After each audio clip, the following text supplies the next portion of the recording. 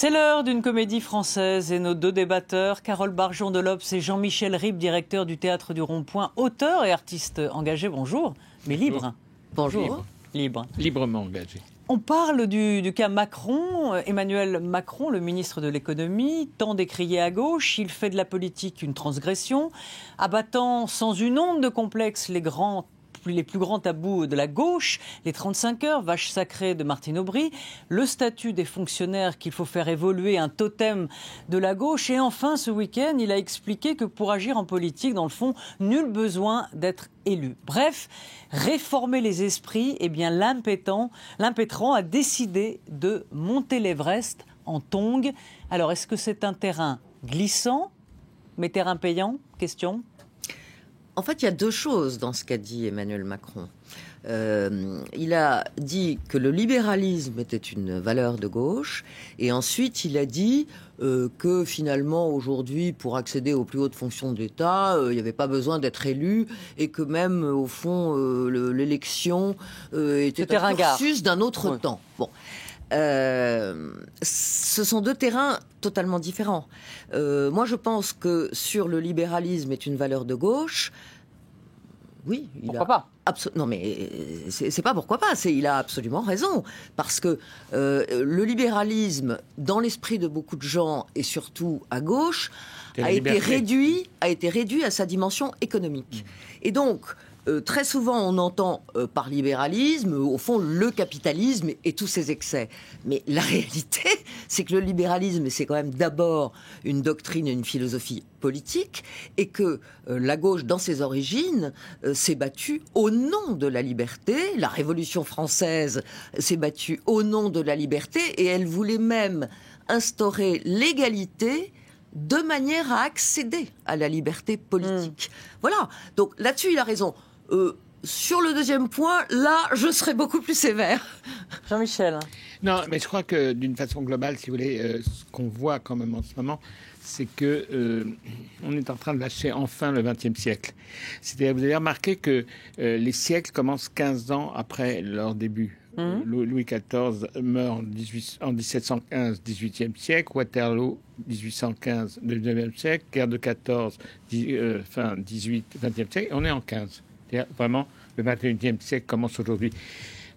Moi, dans ce que j'entends de Macron, c'est quand même une manière de commencer un autre siècle, de rebattre les cartes et de dire des choses qui ne sont pas forcément des idées de droite ou de gauche, qui sont simplement des idées.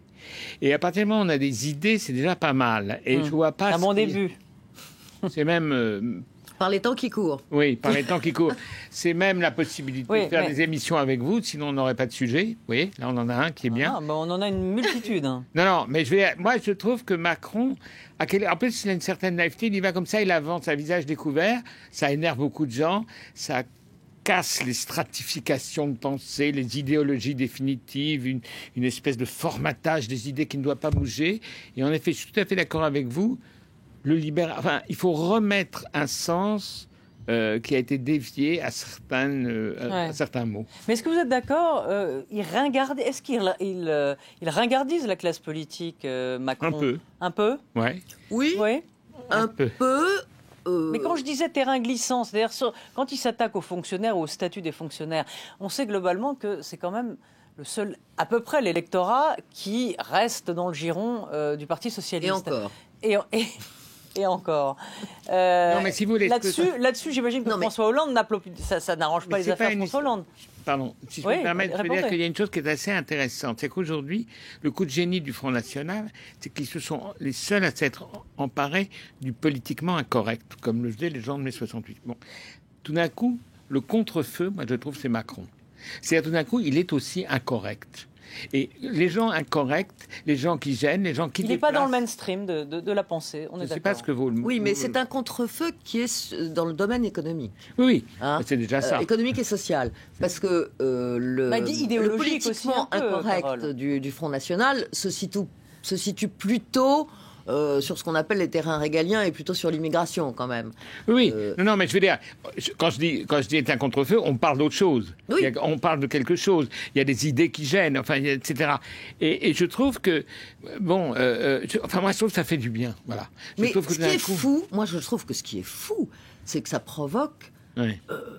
Un tollé pareil. Oui. Parce que, comme je crois que vous étiez d'accord aussi, le libéralisme, il suffit de connaître un tout petit peu l'histoire des idées. Voilà, c'est une valeur de gauche. Donc pourquoi est-ce que ça met Martine Aubry dans cet état ? Le statut des fonctionnaires, il a dit qu'il était peut-être inadéquat et qu'il fallait le regarder pour l'adapter. Bon. Donc vous dites plutôt ras-le-bol Martine Aubry Non, moi ce que je dis simplement, c'est que quelqu'un qui bouscule les terrains totalement stratifiés, c'est pas mal. Je veux dire, on est quand même étouffé dans des formats de pensée qui bousculent. Et je trouve qu'il les bouscule. Et il les bouscule pas du tout en faisant mal, à mon avis, à la gauche. Je pense qu'en effet, ça oxygène les idées, et la gauche devrait bien être heureuse de s'emparer de cette espèce d'issue de secours qu'il offre. Mais je suis d'accord avec vous, elle le devrait d'autant plus que c'est tout de même, il ne faut pas oublier, dans l'histoire de la gauche, il y a plusieurs gauches. Il y avait quand même la gauche de Michel Rocard et de Jacques Delors. Et au fond, ce que dit Macron, là... Oui, mais qui n'allait pas avec la gauche. Enfin, je veux dire, c'était l'idéal. Il y a eu toujours un divorce entre l'idéal et la gouvernance. Bien sûr, c'est la première gauche qui l'avait avec François Mitterrand, on le sait. Mais tout de même, c'est un courant de pensée qui existait, qui était même assez fort à un moment donné. Et au fond, Macron se situe juste dans la droite ligne de cette deuxième gauche. Et puis le mur de Berlin est tombé. Je veux dire, il y a une globalisation des choses qui fait qu'il y a une réelle politique qui doit absolument s'emparer de la mondialisation à travers une ouverture qui ramène à la gauche une certaine force et élan économique ou je ne sais quelle position libertaire dans l'économie qui fait que ça va revenir à la gauche, ça va aller à la droite. Mais on va dire l'affrontement de ces deux gauches, la gauche en sabot de bois, pour résumer, avec les frondeurs, et la gauche en Nike de Macron. Je veux dire, on ne peut pas être enfermé en permanence dans cette opposition, puisque la gauche a autre chose à faire, puisqu'elle est au pouvoir. Elle doit gouverner. Or, pour une partie des socialistes, gouverner, c'est encore trahir.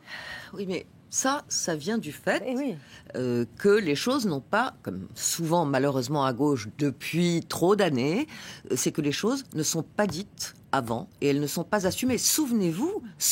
Gouverner, c'est agir. Souvenez-vous du tollé qu'avaient créé les propos de Jospin, qui étaient pourtant assez justes, quoi, quand il a dit « l'État ne peut pas tout ».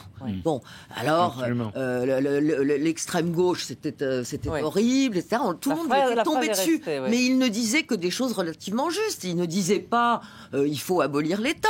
Il disait simplement que l'État ne pouvait pas, par exemple, créer des entreprises à la place des entreprises. Et puis, si on vient sur la deuxième déclaration de Macron, qui dit on n'est pas obligé de passer par l'ENA, si j'ai bien compris, pour gouverner, ou même d'être élu pour gouverner, vous savez, il y a tout un mouvement de responsabilisation des citoyens.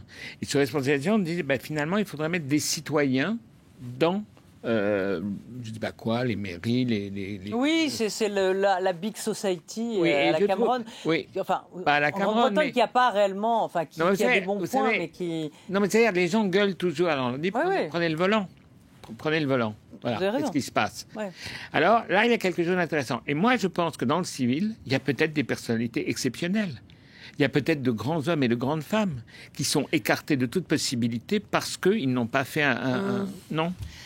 Ah, on va peut-être pas être d'accord. Il y en a peut-être, mais je veux dire, c'est à eux aussi de s'engager. Moi, je pense que là, c'est là où je suis pas d'accord avec la deuxième partie de ce qu'a dit Macron, qui était notamment le fait que finalement être élu aujourd'hui c'était ringard. Le principe comme de la démocratie. Comme l'a dit Roselyne. Bon, non, ça, moi, je trouve que ça c'est très méprisant à l'égard des élus. Ah non, mais c'est pas méprisant. Je dis pas qu'il faut pas être élu, mais il y a peut-être des gens qui devraient aller vers se faire élire parce qu'ils sont, s'ils n'ont pas même le background de ce que fait un homme politique aujourd'hui, c'est-à-dire toutes les écoles ENA, ENCO, Sciences Po, etc. Il y a peut-être des gens. Souvenez-vous de ce ministre, je ne sais même plus, qui était maire de Poitiers, qui était garagiste. Vous vous souvenez comment il s'appelait ? René Monory. Pas mal. Président du Sénat. Loudun. Oui, pas mal. pas mal. Bah, il réparait. Et Bérégovoy. Voilà, non mais je veux dire pas mal. Pas mal le civil aussi. Des gens qui ont un peu les mains dans le cambouis. À un moment, ils se sont engagés et ils se sont fait élire. Non mais je voulais dire moi simplement que s'il y a plus de gens dans le civil, plus de gens qui savent ce que c'est que travailler, qu'avoir les mains dans le cambouis, savoir ce que c'est quand même pas mal. Bien sûr. Mais on sait que les hommes politiques, souvent les plus... La politique est très avisés sont ceux qui ont été maires, par exemple. Oui. Parce qu'une expérience de maire, on est très près du terrain. Merci. On a des enfants quand on est maire, c'est ça que vous voulez dire. Merci à tous les deux. On se retrouve à 17h10 avec nos invités, avec Jean-Marie Colombani pour Politique. Nous recevons, entre autres, Jack Lang. Voilà, merci, à tout à l'heure.